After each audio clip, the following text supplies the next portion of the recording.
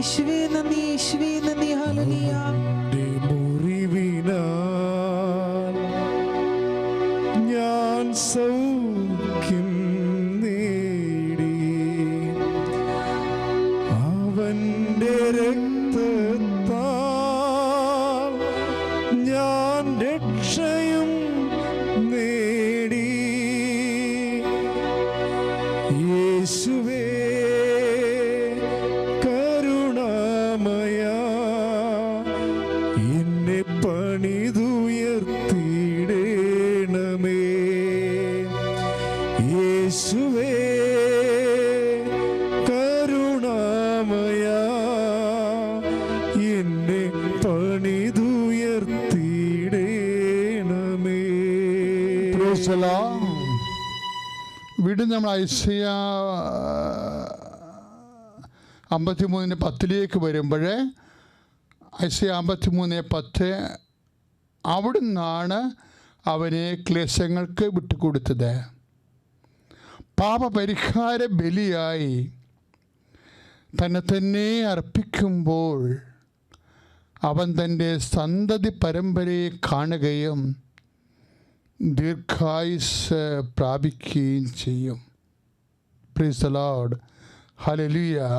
യേശുവേ സ്തോത്രം. ഐസയ്യ 53:10 അവന് വേദനയുടെ സമയത്ത് തന്നെയാണ്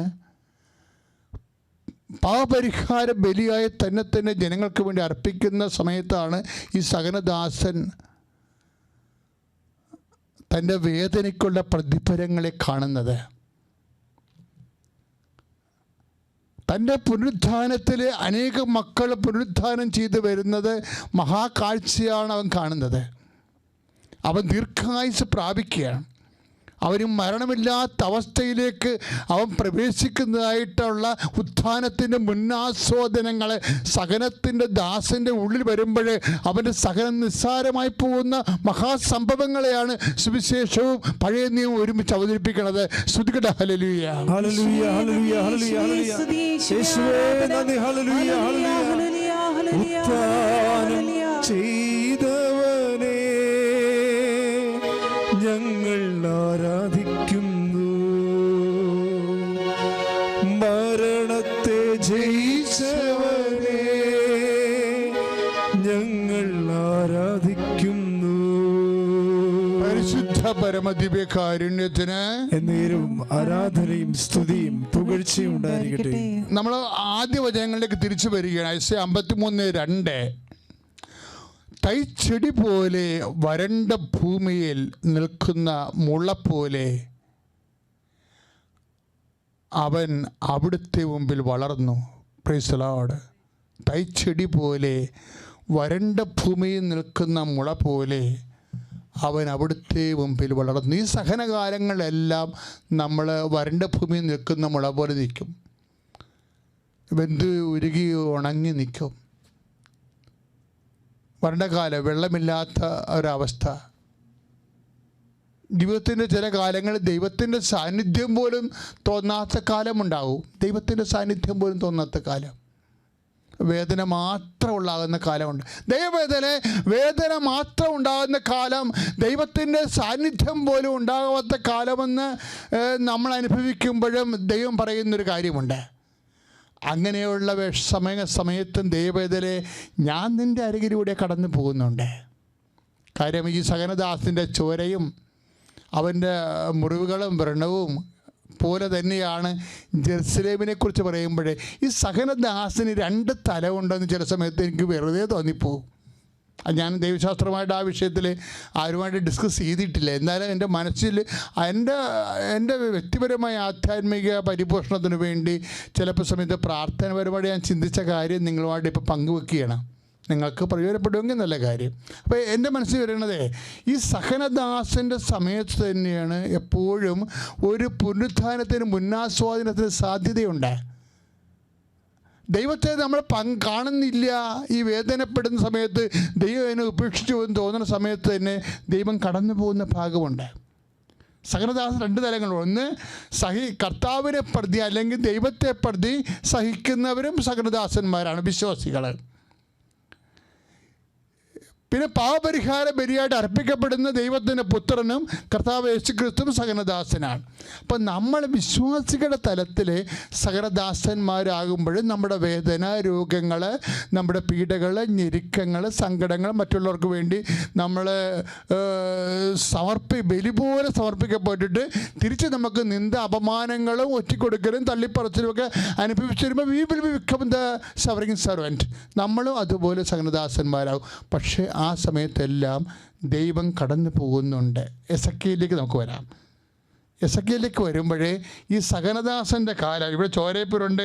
ഐസയ 53 കിടക്കുന്നത് സഹനദാസിന് പകരം ഒരു വിശ്വാസി ജെറുസലേം ഒരു ദൈവപൈതല് കിടക്കുന്നതിനെക്കുറിച്ച് ദൈവജനത്തിന് പ്രാതിനിധ്യം കൊടുത്തുകൊണ്ട് ഒരു സഹനദാസൻ്റെ അതേ പീഡാനുഭവങ്ങളിലൂടെ കടന്നു പോകുന്ന ഒരു വിശ്വാസിയെക്കുറിച്ചാണ് ഐസയ പറയണത്. അത് അവിശ്വസ്തയായ ജെറുസലേമിനെ കുറിച്ചാണെങ്കിലും ബേസിക്കലി ജെറുസലേം ഒരു വിശ്വാസിയാണ്, വിശ്വാസ സമൂഹത്തിൻ്റെ പ്രതീകമാണ്. ഇപ്പം എന്നാ സംഭവിച്ചിരിക്കുന്നത്?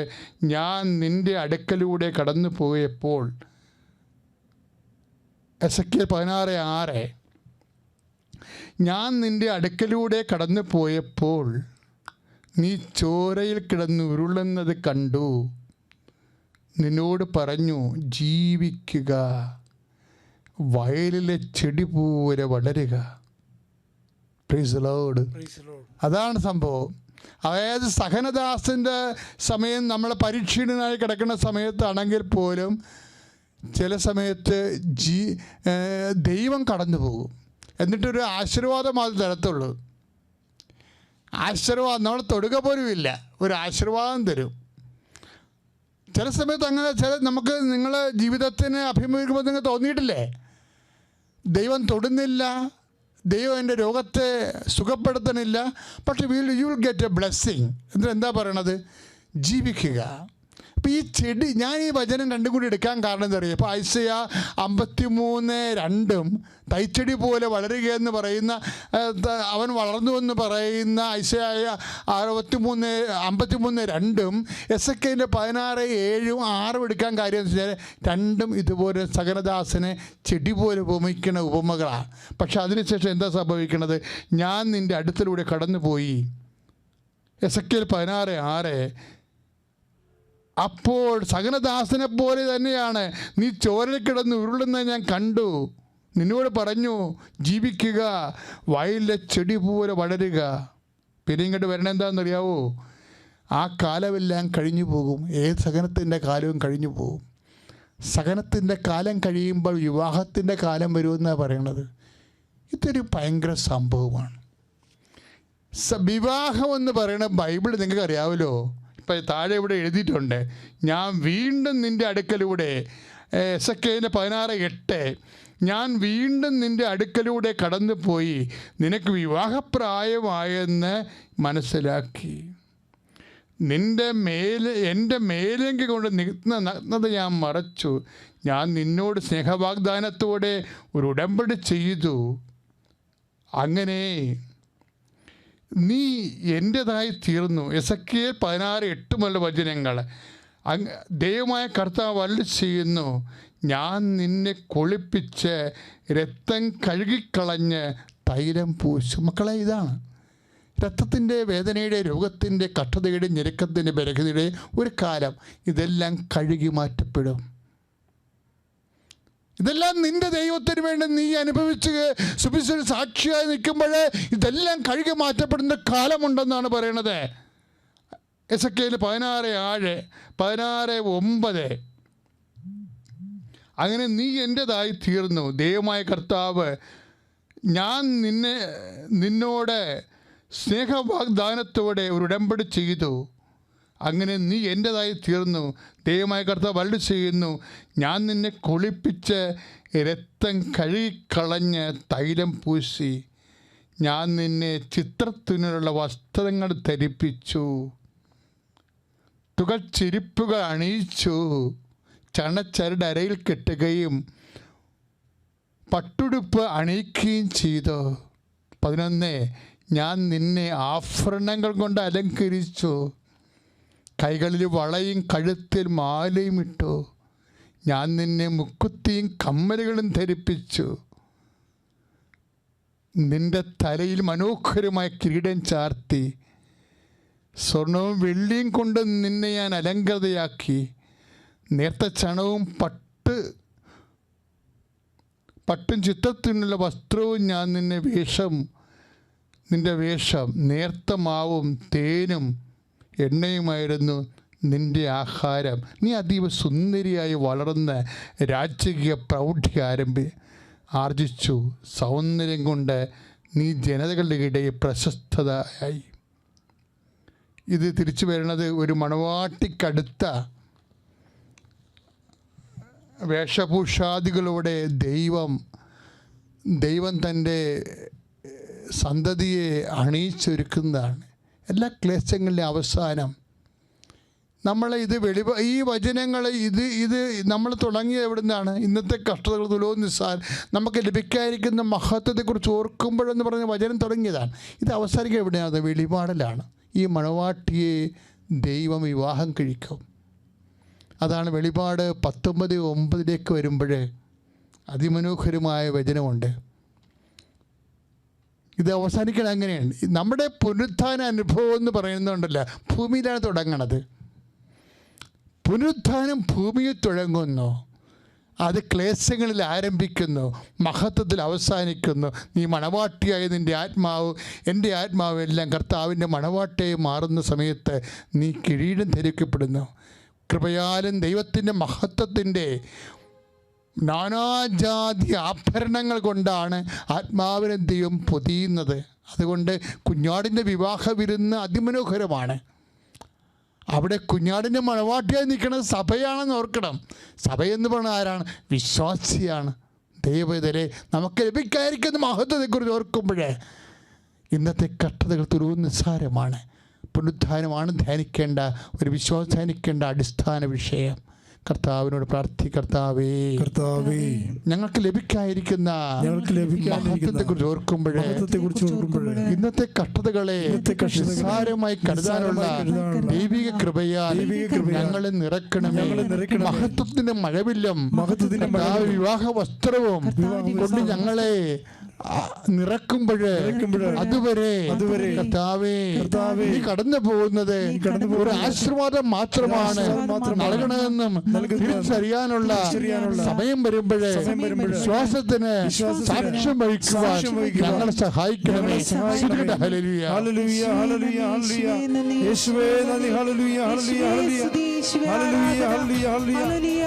ഈശോമിശിഹായ്ക്ക് സ്തുതിയായിരിക്കട്ടെ. ആദ്യമേ തന്നെ പരിപാവനമായ പരിശുദ്ധ അമ്മ ജീവനോടെ പ്രത്യക്ഷപ്പെട്ട ഈ അൽത്താരയിൽ എത്തിച്ചതിന് 1000 നന്ദി പറയുന്നു. എൻ്റെ പേര് അൽഫോൻസ, ഇതെൻ്റെ ഹസ്ബൻഡ് പ്രതീഷ്, മകൾ ലൈന, മകൻ ആഞ്ചലോ. ഞാൻ ഒരു ക്രിസ്തീയ വിശ്വാസിയാണെങ്കിലും പ്രാർത്ഥനയും കുർബാനയിൽ പങ്കെടുക്കുകയൊക്കെ ചെയ്യുമെങ്കിലും എനിക്ക് കൃപാസനത്തെ പറ്റി പ്രത്യേകിച്ച് ഞാൻ ആരോട് എതിർത്ത് പറയുകയോ മോശമായി സംസാരിക്കുകയോ ഒന്നും ചെയ്തിട്ടില്ല. എങ്കിലും എനിക്ക് ഇങ്ങോട്ട് വരാനൊരു താല്പര്യമില്ലായിരുന്നു. അതെന്താണെന്ന് എനിക്കറിയില്ല. അങ്ങനെ എൻ്റെ കുഞ്ഞിൻ്റെ ഒരു രോഗം കാരണം ആദ്യമായി ഉടമ്പടിയിൽ എടുക്കുന്നത് എൻ്റെ ഹസ്ബൻഡാണ്. 2023 ജൂലൈ 12 ആദ്യമായി ഞങ്ങൾ തീർത്ഥാടന ഉടമ്പടി ഹസ്ബൻഡാണ് എടുത്തത്. അപ്പോഴും ഞാൻ പ്രാർത്ഥിക്കുകയൊക്കെ ചെയ്യുമായിരുന്നെങ്കിലും പൂർണ്ണമായ ഉടമ്പടിയായിട്ട് ആയിട്ടില്ലായിരുന്നു. പിന്നെ മോളുടെ രോഗാവസ്ഥ അങ്ങനെ ഉടമ്പടിയിൽ തന്നെ ആയിരിക്കുമ്പോൾ തന്നെ ഞാൻ ജർമ്മനിയിലാണ് നേഴ്സായിട്ട് ജോലി ചെയ്യുകയാണ്. അവിടെ വെച്ച് 2023 ടാക്സിൻ്റെ സെറ്റിൽമെൻ്റ് എല്ലാം ഇയർ എൻഡിൽ സെറ്റിൽമെൻ്റ് എല്ലാം ചെയ്തതിന് ശേഷം എനിക്ക് ടാക്സ് ഓഫീസിൽ നിന്ന് ഒരു ലെറ്റർ വന്നു. 2,60,000 രൂപ അങ്ങോട്ട് പേ ചെയ്യണമെന്നും പറഞ്ഞ്. ഇതെന്തുകൊണ്ട് സംഭവിച്ചു എന്താണെന്നൊന്നും അറിയത്തില്ല. എല്ലാം ക്ലിയർ ആക്കിയതായിരുന്നു. എനിക്ക് ആകപ്പാടെ ടെൻഷനായി. അപ്പം ഞാൻ മാതാവിനോട് ചോദിച്ചു, എൻ്റെ മാതാവ് എന്തുകൊണ്ടാണ് ഇങ്ങനെ സംഭവിച്ചത്? ഞാൻ ഉടമ്പടിക്കാശ്രമം എടുത്ത് പിടിച്ച് പ്രാർത്ഥിച്ചു, ഞാൻ എന്താണ് ചെയ്യേണ്ടത്? പെട്ടെന്ന് എനിക്ക് അങ്ങനെ അങ്ങ് തോന്നി, ഞാനത് ചെയ്തു. എന്നിട്ട് ഞാൻ എന്തായാലും ഉപ്പും ഉടമ്പടിക്കാശ്രമമൊക്കെ ആയിട്ട് ഞാൻ ടാക്സ് ഓഫീസിൽ പോയി. അവിടെ ചെന്ന് എൻ്റെ മോളും എൻ്റെ കൂടെ ഉണ്ടായിരുന്നു. അപ്പോൾ കുഞ്ഞ് വീട്ടിൽ വെച്ച് എന്നോട് പറഞ്ഞു, അമ്മ അവരോട് സംസാരിക്കുമ്പോൾ ഞാൻ മാതാവിനോട് പ്രാർത്ഥിക്കാമെന്നൊക്കെ പറഞ്ഞു പോയി. അവിടെ ചെന്ന് ഞാൻ ഉപ്പിട്ടു. അവിടെ കയറി അവരോട് സംസാരിച്ചപ്പം അവരെന്നോട് പറഞ്ഞു, ഇത് നിങ്ങൾ അടയ്ക്കേണ്ടത് തന്നെയാണോ, ഒന്നും ചെയ്യാൻ പറ്റില്ല എന്ന് പറഞ്ഞു. പിന്നീട് ഞാൻ എൻ്റെ മാതാവേ എന്നാണ് ഇങ്ങനെ സംഭവിച്ചതെന്ന് ഓർത്ത് ഞാൻ തിരിച്ചിറങ്ങിയപ്പോൾ ഒന്ന് വളരെ വിഷമിച്ച് തിരിച്ചിറങ്ങാൻ നേരത്ത് അവരെന്നെ തിരിച്ചു വിളിച്ചു. നിങ്ങൾ 1 മിനിറ്റ് നിൽക്കണം, എനിക്ക് ഒന്നുകൂടെ ഒന്ന് ചെക്ക് ചെയ്യണമെന്ന് പറഞ്ഞു. അത് നോക്കിക്കഴിഞ്ഞപ്പോൾ പറഞ്ഞു, ഇപ്പം നിങ്ങൾ പേ ചെയ്യാൻ നിൽക്കേണ്ട, വീണ്ടും ഒരു ലെറ്റർ ഞങ്ങൾ അയക്കാം, അതിൻ്റെ അകത്ത് എന്തെങ്കിലും ഉണ്ടെങ്കിൽ മാത്രം അയച്ചാൽ മതിയെന്ന് പറഞ്ഞു. പിന്നീട് എനിക്ക് ലെറ്റർ വന്നു. 1 പൈസ പോലും എനിക്ക് പേ ചെയ്യേണ്ടി വന്നില്ല. അത് അമ്മ മാതാവിൻ്റെ ഇടപെടൽ കൊണ്ട് മാത്രമാണ് സംഭവിച്ചതെന്ന് ഞാൻ പൂർണ്ണമായി വിശ്വസിക്കുന്നു. എൻ്റെ അമ്മയ്ക്ക് 1000 നന്ദി. രണ്ടാമതായി എൻ്റെ ഹസ്ബൻഡിൻ്റെ ഒരു ജോലിയുടെ കാര്യമാണ്. ഞങ്ങൾ ജർമ്മനിയിലെത്തി. അവിടെ ഒരു ജർമ്മൻ B1 ഉണ്ടെങ്കിൽ മാത്രമേ ആൾ ഷെഫാണ്, ഒരു ജോലി പ്രവേശിക്കാൻ പറ്റത്തുള്ളൂ. A2 വരെ എത്തിയിട്ടുള്ളൂ. എന്ത് ചെയ്യുമെന്നറിയാതെ ഭയങ്കര വിഷമത്തിലായിരുന്നു. ആൾ ശ്രമിച്ചിട്ടും B1 കിട്ടിയില്ല. പിന്നെ എല്ലാ ദിവസവും തന്നെ ഹസ്ബൻഡ് ഡെയിലി ബ്രെഡ് കൂടുകയും മാതാവിനോട് പ്രാർത്ഥിക്കുകയും ചെയ്തിരുന്നു. അങ്ങനെ ഒരു ജോലി കിട്ടി. ഇപ്പോൾ ആ ജോലി പ്രവേശിച്ച് നന്നായി പോകുന്നു. മൂന്നാമതായിട്ട് പറയാനുള്ളത് എൻ്റെ മോളുടെ കാര്യമാണ്. എൻ്റെ മോൾക്കിപ്പം 7.5 വയസ്സുണ്ട്. അവൾക്ക് 1.5 വയസ്സ് മുതൽ ITP, ഇഡിയോപ്പതിക് ത്രോംബോസൈറ്റോപീനിയ എന്നൊരു കണ്ടീഷനാണ്. അതായത് ബ്ലഡിലെ പ്ലേറ്റ്ലെറ്റ് കൗണ്ട് കുറഞ്ഞിട്ട് ബ്ലീഡിങ് ഉണ്ടാകുന്ന ഒരു കണ്ടീഷനാണ്. ഞങ്ങൾ നാട്ടിൽ വെച്ച് ഹോമിയോപ്പതി, ആയുർവേദം എല്ലാം നോക്കി. ഇവൾക്ക് 1.5 വയസ്സുള്ളപ്പോഴാണ് ആദ്യമായിട്ട് ഹോസ്പിറ്റലിലാവുന്നത്. അന്ന് മരുന്ന് കൊടുത്ത് 1 ലക്ഷം എബോ ആയി. പിന്നീട് വീണ്ടും എപ്പോഴും നോക്കിയാലും 20,000-ൽ കുറവാണ്. കുഞ്ഞിനൊന്നും ഓടാനോ കളിക്കാനോ ഒന്നും സാധിക്കത്തില്ല. ജർമ്മനിയിൽ ചെന്ന് 2024 ജൂലൈ 22 വീണ്ടും അഡ്മിറ്റായി. അപ്പോൾ എന്നോട് എൻ്റെ കൂടെ വർക്ക് ചെയ്യുന്നൊരു ചേച്ചി വിളിച്ചിട്ട് പറഞ്ഞു, നീ മാതാവിനോട് പ്രാർത്ഥിക്കുക, അവൾക്ക് എന്തായാലും സൗഖ്യം കിട്ടുമെന്ന് എന്നോട് പറഞ്ഞു. ഞാൻ അന്ന് അവിടെ ഉപ്പിട്ട് പ്രാർത്ഥിച്ചിട്ട് പോന്നു. എൻ്റെ മാതാവേ, എൻ്റെ കുഞ്ഞിന് ഈ ഒരു കാരണത്താൽ ഇനി അഡ്മിറ്റ് ആക്കരുത് എന്ന് പ്രാർത്ഥിച്ചു. വീണ്ടും ഒരുപാട് കുറഞ്ഞിട്ട് അവർ അഡ്മിറ്റ് ആക്കിയില്ല. അപ്പോഴെല്ലാം ഞാൻ മാതാവിനോട് പറഞ്ഞു ഒരേ ഒരു കാര്യമേ ഉള്ളൂ, മരുന്ന് കൊടുത്തിട്ടാണെങ്കിലും എന്ത് അവർ കാണിച്ചാലും എനിക്ക് കുഴപ്പമില്ല അമ്മേ, ഞാൻ ഇവിടെ എത്തുമ്പം എൻ്റെ കുഞ്ഞിൻ്റെ പ്ലേറ്റ്ലെറ്റ് കൗണ്ട് 1 ലക്ഷത്തിൽ കൂടുതലാക്കി തരണേന്ന് പ്രാർത്ഥിച്ചു. ഇപ്പോൾ ഞങ്ങളിങ്ങോട്ട് പോരുന്നതിന് മുമ്പ് കുഞ്ഞിൻ്റെ കൗണ്ട് 2 ലക്ഷം കൂടിയിട്ട് അവർ ഡോസ് കുറച്ചുകൊണ്ടിരിക്കുവാണ്. അമ്മ തന്നെ ഒരു വലിയ അനുഗ്രഹമായിട്ടാണ് ഞാൻ അതിനെ കാണുന്നത്. പിന്നീടുള്ളത് നേർച്ച വസ്തുക്കൾ ഉപയോഗിച്ച് ഞാൻ തൈലവും ഉപ്പും ഒക്കെ കുഞ്ഞിന് കൊടുത്ത് പ്രാർത്ഥിക്കുമായിരുന്നു ആ സമയത്ത്. പിന്നെ എൻ്റെ മോന് അവൻ 2025 ജനുവരി 25 ജനിച്ചത്. 7-ാം മാസത്തിലുണ്ടായത് കുഞ്ഞാണ്. ആദ്യമൊന്നും ഒരു കുഴപ്പമില്ലായിരുന്നു. ഒരാഴ്ചയായിട്ടും കുഞ്ഞിൻ്റെ മെക്കോണിയം പാസ്സായില്ല, അതായത് വയറ്റിൽ നിന്ന് പോയില്ല. പിന്നെ അവർ സർജറി ചെയ്യണമെന്ന് പറഞ്ഞ് സർജറി ചെയ്തു. ആ സമയത്തൊക്കെ ഞാൻ ഓൺലൈൻ ഉടമ്പടി എടുക്കാൻ വേണ്ടി ശ്രമിക്കുന്നുണ്ടായിരുന്നു. എനിക്ക് പറ്റുന്നില്ല. ഞാൻ ഓർത്ത് മാതാവേ, എന്താണ് എനിക്ക് പറ്റാത്തത് എന്ന് ചിന്തിച്ച് ഫെബ്രുവരി 1 കുഞ്ഞിനെ ഓപ്പറേഷൻ ചെയ്യാൻ വേണ്ടി എടുത്തു. ആ സമയത്ത് ഞാൻ ഒരുപാട് വിഷമിച്ചു. ഞാൻ ഒന്നും കൂടി ഫോണിൽ ട്രൈ ചെയ്തു ഉടമ്പടി എടുക്കാൻ വേണ്ടി. കറക്റ്റ് എനിക്ക് ആ സമയത്ത് ഓൺലൈൻ ഉടമ്പടി എടുക്കാനും പറ്റി. ആ സമയത്ത് തന്നെ ഞാൻ ആകാശത്ത് മഴവില്ല് കാണുകയും ചെയ്തു. ഞാനും എൻ്റെ മോളും കൂടിയാണ് കണ്ടത്. അപ്പം ഞാൻ ഉറപ്പായിട്ട് വിശ്വസിച്ചു, എന്തൊക്കെ പ്രതിസന്ധികൾ തരണം ചെയ്തു പോയാലും അവസാനം എൻ്റെ കുഞ്ഞിനെ പൂർണ്ണമായി ആരോഗ്യത്തോടെ എൻ്റെ കൈ കിട്ടുമെന്ന് ഞാൻ പൂർണ്ണമായി വിശ്വസിച്ചു. പിന്നീട് എനിക്ക് ഒരുപാട് സഹനങ്ങൾ സഹിക്കേണ്ടി വന്നു. കുഞ്ഞിന് 2ാമത് ഓപ്പറേഷൻ ചെയ്തു. വീണ്ടും ഇൻഫെക്ഷൻ്റെ CRP ലെവൽ കൂടി. അവർ ഓപ്പൺ ചെയ്യണമെന്ന് പറഞ്ഞു.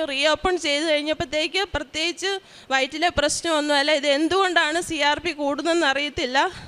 എപ്പോഴും ഞാൻ പ്രാർത്ഥിക്കും, എന്നോട് ആരോ ഇരുന്ന് പറയുന്നു റെസ്പിറേറ്ററി പ്രശ്നം കൊണ്ടാണ് ഇത് സംഭവിക്കുന്നതെന്ന് ഇങ്ങനെ പറയുന്നുണ്ട്. ഞാൻ ലാസ്റ്റ് അവരോട് ഞാൻ റിക്വസ്റ്റ് ചെയ്തു, നിങ്ങൾ സാമ്പിൾ എടുത്തൊന്ന് വിടാവോ, റെസ്പിറേറ്ററി കുഞ്ഞ് ഇൻറ്റുബേറ്റഡ് ആണ്, അപ്പോൾ സാമ്പിൾ എടുത്ത് വിടുവോ എന്ന് ഞാൻ ചോദിച്ചു. പിന്നീട് ഞാൻ അവരോട് റിസൾട്ടിൻ്റെ കാര്യമോ എന്തായി ഇവൻ്റെ കണ്ടീഷൻ എന്താണെന്നൊന്നും ചോദിക്കാൻ നിന്നില്ല. കാരണം ഞാൻ മെൻ്റലി ഭയങ്കര ഡൗൺ ആയിരുന്നു അത് കേൾക്കുമ്പം. പക്ഷേ ഞാൻ ഒരു കാര്യം ചെയ്യുന്നുണ്ടായിരുന്നു. എൻ്റെ കുഞ്ഞിന് ഞാൻ പാലെടുത്ത് കൊടുക്കുമ്പോൾ ഒരു നുള്ളു ഉപ്പിട്ടായിരുന്നു ഞാൻ കൊടുത്തുകൊണ്ടിരുന്നത്. പിന്നെ എല്ലാ ദിവസവും രാവിലെയും വൈകിട്ടും തൈലം തേച്ച് കുഞ്ഞിന് വേണ്ടി പ്രാർത്ഥിക്കുമായിരുന്നു. പിന്നെ ഉപ്പിടുമായിരുന്നു. അവൻ കിടന്നെടുത്ത് അവർ ക്ലീൻ ചെയ്ത് മാറുമ്പോഴേ ഞങ്ങൾ വീണ്ടും കൊണ്ട് അവിടെ ഉപ്പിടുമായിരുന്നു. ഇടയ്ക്ക് എനിക്കൊന്ന് പനി പിടിച്ച് എനിക്ക് അവിടെ കയറാൻ പറ്റാഞ്ഞപ്പോൾ ഹസ്ബൻഡ് കയറി അത് ചെയ്യുന്നുണ്ടായിരുന്നു. അതിൻ്റെ ഫലമായി ഞാൻ പിന്നെ ഒരു കാര്യം കൂടി മാതാവിനോട് ആവശ്യപ്പെട്ടായിരുന്നു. എൻ്റെ കുഞ്ഞിനെ മാർച്ച് 30 മുമ്പ് ഡിസ്ചാർജ് ആക്കി തരണമെന്ന് ഞാൻ പ്രാർത്ഥിച്ചു. മാർച്ച് 27 കുഞ്ഞിന് ഒരു ഓപ്പറേഷനും കൂടി ചെയ്യണമായിരുന്നു. അതായത് ഇവന് കൊളോസ്റ്റമി ബാഗ് ഉണ്ടായിരുന്നു, അത് ക്ലോസ് ചെയ്യാൻ വേണ്ടിയിട്ടായിരുന്നു ആ സർജറി. അപ്പം ഞാൻ ഓർത്തു 30 ഡിസ്ചാർജ് ആകത്തില്ലേ, ഇതെങ്ങനെ സംഭവിക്കുമെന്ന് ഓർത്തു. 30 തന്നെ അവരെന്നോട് പറഞ്ഞു, നിങ്ങൾ ഡിസ്ചാർജ് ആകാനുള്ള കാര്യങ്ങൾ ചെയ്തോ, കുഞ്ഞ് ഓക്കെ ആയിട്ടുണ്ടെന്ന് പറഞ്ഞു. അമ്മ മാതാവ് എൻ്റെ ജീവിതത്തിൽ ചെയ്ത ഏറ്റവും വലിയ അനുഗ്രഹമായിട്ട് ഞാനതിനെ കാണുന്നു.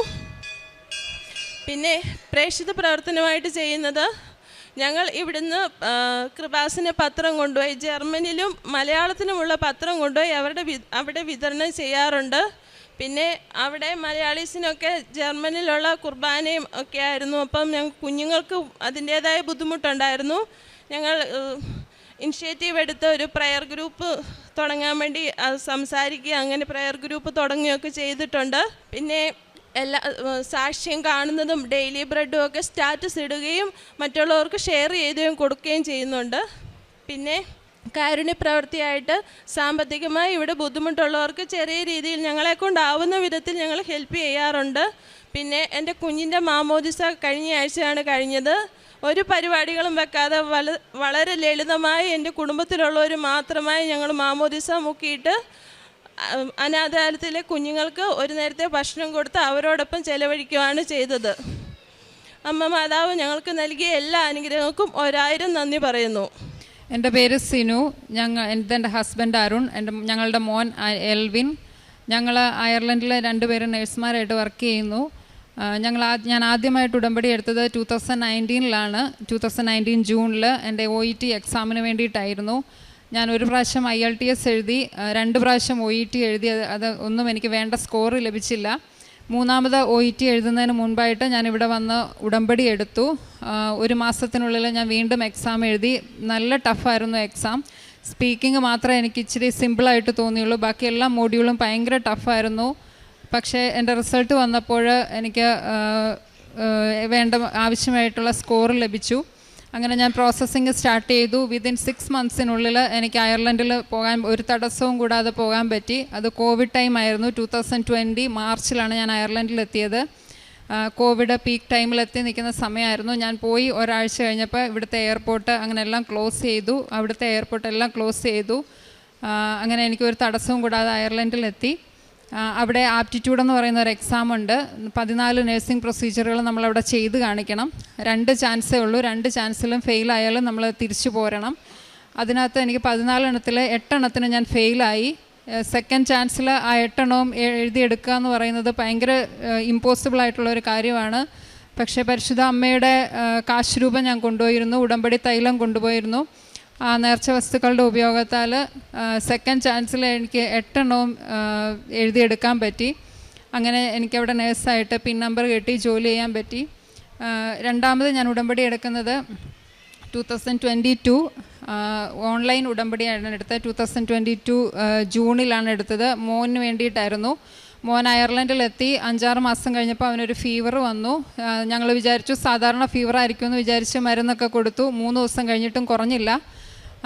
അത് കഴിഞ്ഞിട്ട് വോമിറ്റിങ് സ്റ്റാർട്ട് ചെയ്തു. അങ്ങനെ ഞങ്ങൾ അടുത്തുള്ളൊരു ക്ലിനിക്കിൽ കൊണ്ട് കാണിച്ചപ്പോൾ വീണ്ടും മരുന്ന് കൊടുക്കാൻ പറഞ്ഞു. അങ്ങനെ വീണ്ടും ഞങ്ങൾ വെയിറ്റ് ചെയ്തു. പക്ഷേ 5-6 ദിവസമൊക്കെ ആയപ്പോഴത്തേന് അവൻ്റെ ഒരു സൈഡ് പാരലൈസായി, ഒരു കൈ അനക്കാതായി. നെക്സ്റ്റ് ഡേയിൽ അവൻ ചിരിക്കുമ്പോൾ വെള്ളം കുടിക്കുമ്പോഴൊക്കെ ഇങ്ങനെ വായിന്ന് ഊർന്ന് പോരാൻ തുടങ്ങി. ചിരിക്കുമ്പം ചുണ്ടൊക്കെ ഒരു സൈഡിലേക്ക് പോകാൻ തുടങ്ങി. അങ്ങനെ ഞങ്ങൾ വീണ്ടും ആ ക്ലിനിക്കിൽ തന്നെ ചെന്നപ്പോൾ അവർ പറഞ്ഞു അർജൻറ്റായിട്ട് ന്യൂറോ ഹോസ്പിറ്റലിൽ പൊക്കോളാൻ പറഞ്ഞു. അങ്ങനെ ഞങ്ങൾ അവിടെയുള്ള പീഡിയാട്രിക് ഹോസ്പിറ്റലിൽ കൊണ്ട് കാണിച്ചു. അവരപ്പോൾ തന്നെ സാധാരണ അവിടെ മെഡിക്കൽ അപ്പോയിൻമെൻ്റ് ഒക്കെ കിട്ടുക എന്ന് പറഞ്ഞാൽ ഭയങ്കര നമ്മൾ ചെന്ന് ഒരുപാട് നേരം വെയിറ്റ് ചെയ്യേണ്ടി വരും. പക്ഷേ ഇവൻ്റെ സിറ്റുവേഷൻ കണ്ടപ്പോഴേ അവരപ്പം തന്നെ CT സ്കാൻ ചെയ്തു. CT സ്കാൻ ചെയ്തപ്പോൾ അതിനകത്ത് ബ്രെയിനിനകത്ത് എന്തോ ഒരു ഇൻഫ്ലമേഷൻ പോലെ ഉണ്ട്. അതുകൊണ്ട് ഇച്ചിരൂടെ വലിയ പീഡിയാട്രിക് ഹോസ്പിറ്റലിലേക്ക് ഷിഫ്റ്റ് ചെയ്തോളാൻ പറഞ്ഞു. ആ മറ്റേ പീഡിയാട്രിക് ഹോസ്പിറ്റലിൽ നിന്ന് അവരുടെ മെഡിക്കൽ ടീം ഇങ്ങോട്ട് വന്ന് ഇവനെ ഷിഫ്റ്റ് ചെയ്തു. അവിടെ ചെന്നപ്പോൾ അവർ വീണ്ടും MRI സ്കാൻ ചെയ്തു. അതിനകത്ത് ഇവർ പറഞ്ഞ പോലെ തന്നെ എന്തോ ഉണ്ട്, അത് ട്യൂമറാകാം എന്നവർ പറഞ്ഞു. അങ്ങനെ അവരിടയ്ക്കിടയ്ക്ക് MRI സ്കാൻ ചെയ്തുകൊണ്ടിരുന്നു. ഞങ്ങൾ MRIക്ക് ഹസ്ബൻഡാണ് കൂടെ നിന്നത്. അപ്പോഴൊക്കെ ഉടമ്പടി കാശ് രൂപം MRI ചെയ്തുകൊണ്ടിരുന്നപ്പോൾ ഉടമ്പടി കാശ് രൂപം കയ്യിൽ വെച്ചുകൊണ്ടിരുന്നു. അങ്ങനെ ഞാൻ വീട്ടിൽ പ്രാർത്ഥിച്ചുകൊണ്ടിരുന്നു. ഓരോ MRI ചെയ്യുമ്പോഴും പ്രാർത്ഥിച്ചുകൊണ്ടിരുന്നു. പ്രത്യക്ഷീകരണ പ്രാർത്ഥന കണ്ടിന്യൂസ് ആയിട്ട് ചൊല്ലിക്കൊണ്ടിരുന്നു. അങ്ങനെ 6 ദിവസം ന്യൂറോ സർജിക്കൽ ICUലായിരുന്നു. ഹൈ ഡോസ് സ്റ്റിറോയിഡ്സ് ഒക്കെ എടുത്തു. അത് കഴിഞ്ഞിട്ട് അവർ വാർഡിലേക്ക് ഷിഫ്റ്റ് ചെയ്തു. ഒരാഴ്ച കഴിഞ്ഞപ്പോൾ അവർ ഡിസ്ചാർജ് ചെയ്തിട്ട് പറഞ്ഞു ഒരാഴ്ച കഴിഞ്ഞിട്ട് നെക്സ്റ്റ് മൺഡേയിൽ വീണ്ടും വന്ന് അഡ്മിറ്റ് ചെയ്യണം, അത് ട്യൂമറാണ്, അപ്പം ബ്രെയിൻ ബയോപ്സി ചെയ്ത് ഒന്നുകൂടെ കൺഫേം ചെയ്യണം എന്ന് പറഞ്ഞു. ബ്രെയിൻ ബയോപ്സി ചെയ്യുന്നത് വെൻറ്റിലേറ്റർ സപ്പോർട്ടിലാണ്. ഞങ്ങൾ മെഡിക്കൽ ഫീൽഡ് ആയതുകൊണ്ട് തന്നെ നമുക്ക് ഭയങ്കര പേടിയായിപ്പോയി. ബ്രെയിൻ ബയോപ്സി എന്നൊക്കെ പറഞ്ഞ് വെൻറ്റിലേറ്ററിലൊക്കെ കിടത്തുക എന്ന് പറഞ്ഞാൽ ഭയങ്കര പേടിയായിരുന്നു. അങ്ങനെ ഞങ്ങൾ വീണ്ടും ഓൺലൈൻ ഉടമ്പടി എടുത്തു. ബ്രെയിൻ ബയോപ്സിക്ക് അഡ്മിറ്റ് ആവുന്നതിൻ്റെ തലേദിവസം വീണ്ടും ഉടമ്പടി എടുത്തു. അങ്ങനെ ഞങ്ങൾ പിറ്റേ ദിവസം ബയോപ്സിക്ക് വേണ്ടിയിട്ട് അഡ്മിറ്റായി. പക്ഷെ അന്ന് രാവിലെ ഡോക്ടർ പറഞ്ഞു നമുക്കൊരു MRIയും കൂടെ ചെയ്ത് നോക്കിയിട്ട് ഉച്ച കഴിഞ്ഞിട്ട് ബയോപ്സി ചെയ്യാമെന്ന് പറഞ്ഞു. അങ്ങനെ ഇവർ MRI ചെയ്യുന്ന സമയത്ത് ഞാൻ വീട്ടിൽ മുട്ടുകുത്തി നിന്ന്, മാതാവിൻ്റെ ഒരു ചെറിയ രൂപം ഉണ്ടായിരുന്നു, ആ രൂപത്തിൻ്റെ മുൻപിൽ മുട്ടുകുത്തി നിന്ന് കണ്ടിന്യൂസ് ആയിട്ട് പ്രത്യക്ഷീകരണ പ്രാർത്ഥന ചൊല്ലി ഈ കാശുരൂപം പിടിച്ചുകൊണ്ട് മോൻ്റെ ദേഹത്ത് ഹസ്ബൻഡ് ഉടമ്പടി തൈലമൊക്കെ തേച്ച് കൊടുക്കുന്നുണ്ടായിരുന്നു. അങ്ങനെ MRI കഴിഞ്ഞു എന്ന് എന്നെ ഹസ്ബൻഡ് വിളിച്ച് പറയുന്നിടം വരെ ഞാൻ അത്രയും സമയം മുട്ടുകുത്തി നിന്ന് പ്രാർത്ഥിച്ചുകൊണ്ടിരുന്നു. പ്രത്യക്ഷീകരണ പ്രാർത്ഥന കണ്ടിന്യൂസ് ആയിട്ട് ചൊല്ലിക്കൊണ്ടിരുന്നു. MRI കഴിഞ്ഞപ്പം ഹസ്ബൻഡ് വിളിച്ച് പറഞ്ഞു അത് ട്യൂമർ അല്ല, അവർ ബയോപ്സി ക്യാൻസൽ ചെയ്തു, ബയോപ്സി വേണ്ട, ഇവനെ ഡിസ്ചാർജ് ചെയ്യുകയാണെന്ന് വിളിച്ച് പറഞ്ഞു. 1 മന്ത് കഴിഞ്ഞിട്ട് 1 വർഷം കഴിഞ്ഞിട്ട് ഇനി അടുത്ത MRI ചെയ്യാമെന്ന് പറഞ്ഞു. അങ്ങനെ ഞങ്ങൾ നാട്ടിൽ വന്നു. വീണ്ടും ഇവിടെ ഒരു ഡോക്ടറെ കാണിച്ചു, അവനൊരു കുഴപ്പമില്ല എന്ന് പറഞ്ഞു. തിരിച്ച് ചെന്നിട്ട് ഞങ്ങൾ വീണ്ടും കഴിഞ്ഞ 2022 മെയ്യിൽ ഞങ്ങൾ വീണ്ടും MRI ചെയ്തു. അപ്പോൾ അവർ പറഞ്ഞു ഒരു കുഴപ്പമില്ല, അവനെ ഹോസ്പിറ്റലിൽ നിന്ന് ഡിസ്ചാർജ് ചെയ്യുകയാണ്, ഇനി നിങ്ങൾ ഇവനെ കൊണ്ട് ഇങ്ങോട്ട് വരണ്ടെന്ന് പറഞ്ഞു. അതുപോലെ തന്നെ ഇവനൊരു സൈഡ് എഫക്ട്സ് അവർ പറഞ്ഞിട്ടുണ്ടായിരുന്നു. ഒന്നെങ്കിൽ എന്തെങ്കിലും ലേണിംഗ് ഡിസബിലിറ്റി, അല്ലെങ്കിൽ കാഴ്ചയ്ക്ക് കുറവ്, അല്ലെങ്കിൽ കേൾവിക്ക് കുറവ്, അല്ലെങ്കിൽ ഒരു കൈക്കോ കാലിനോ നീളക്കുറവ് ഒക്കെ ഉണ്ടാകാം. അതൊക്കെ ഫിസിയോതെറാപ്പി കൊണ്ട് വളരെ കാലം ഫിസിയോതെറാപ്പി ചെയ്താൽ മാത്രമേ ശരിയാവുകയുള്ളൂ എന്ന് പറഞ്ഞു. പക്ഷെ ഒരു കുഴപ്പവും കൂടാതെ, ഒരു ഡിസബിലിറ്റിയും ഇല്ലാതെ ഇവൻ ഇപ്പോഴും ഒരു കുഴപ്പവും പഴയ പോലെ തന്നെ ഇരിക്കുന്നു. അമ്മയുടെ ഉടമ്പടി കാശുരൂപത്തിൻ്റെ ഉടമ്പടി തൈലത്തിൻ്റെയും കൃപ ഒന്നുകൊണ്ട് മാത്രമാണെന്ന് ഞങ്ങൾ ഉറച്ച് വിശ്വസിക്കുന്നു. അതുപോലെ തന്നെ ചെറുതും വലുതുമായിട്ടുള്ള ഒരുപാട് രോഗസൗഖ്യങ്ങൾ ഞങ്ങൾക്ക് അമ്മ മാതാവിൻ്റെ ഉടമ്പടി കാശുരൂപം വഴിയും ഉടമ്പടി തൈലം വഴിയും ലഭിച്ചിട്ടുണ്ട്. പ്രേക്ഷിത പ്രവർത്തനമായിട്ട് ഞങ്ങൾ 3 വർഷം കഴിഞ്ഞിട്ടാണ് ഇപ്പം അയർലൻഡിൽ നിന്ന് വരുന്നത്. അപ്പോൾ അതുകൊണ്ട് തന്നെ ഞങ്ങൾ പത്രം ഞങ്ങൾ അന്ന് വാങ്ങിച്ചുകൊണ്ട് പോയതേ ഉള്ളൂ. പിന്നെ ഇപ്പോഴാണ് വരുന്നത്. വീണ്ടും ഞങ്ങൾ പത്രം വാങ്ങിച്ചിട്ടുണ്ട്. പിന്നെ അല്ലാതെ ഓൺലൈൻ വഴി ഞങ്ങൾ ഷെയർ ചെയ്യുകയാണ്. അച്ഛൻ്റെ പ്രാർത്ഥനകളും സാക്ഷ്യങ്ങളും ഒക്കെ ഷെയർ ചെയ്യാറുണ്ട്. ഫ്രണ്ട്സിനോടൊക്കെ എന്തെങ്കിലും ബുദ്ധിമുട്ട് പറയുന്ന ഫ്രണ്ട്സിനോടൊക്കെ ഇവിടെ വരാൻ ഞങ്ങൾ പറഞ്ഞിട്ട് 1-2 പേരൊക്കെ ഇവിടെ വന്ന് ഉടമ്പടി എടുത്തിട്ടുണ്ട്. ഇങ്ങനെ ലീവിന് വരുമ്പോൾ കാരുണ്യ പ്രവൃത്തികളായിട്ട് ഞങ്ങൾക്ക് അവിടെ കാരുണ്യ പ്രവൃത്തികൾ ചെയ്യുന്നതിന് ലിമിറ്റേഷൻസ് ഉള്ളതുകൊണ്ട് ഞങ്ങൾ ഇടയ്ക്കൊക്കെ നാട്ടിലേക്ക് പൈസ അയച്ച് ആരെങ്കിലുമൊക്കെ സഹായിക്കാൻ പറയുകയാണ് ചെയ്യുന്നത്. അതുപോലെ മറ്റുള്ളവർക്ക് വേണ്ടി നമ്മളെ ഇങ്ങോട്ട് സഹായം ചോദിക്കുന്നവരെയൊക്കെ ഞങ്ങൾ അങ്ങോട്ട് സഹായിച്ചിട്ടുണ്ട്, മറ്റുള്ളവർക്ക് വേണ്ടി പ്രാർത്ഥിച്ചിട്ടുണ്ട്. ഇനിയും ഉടമ്പടിയിൽ ജീവിതകാലം മുഴുവൻ ഉറച്ച് നിൽക്കണമെന്ന് ഞങ്ങൾ ഉറപ്പായിട്ട് വിശ്വസിക്കുന്നു.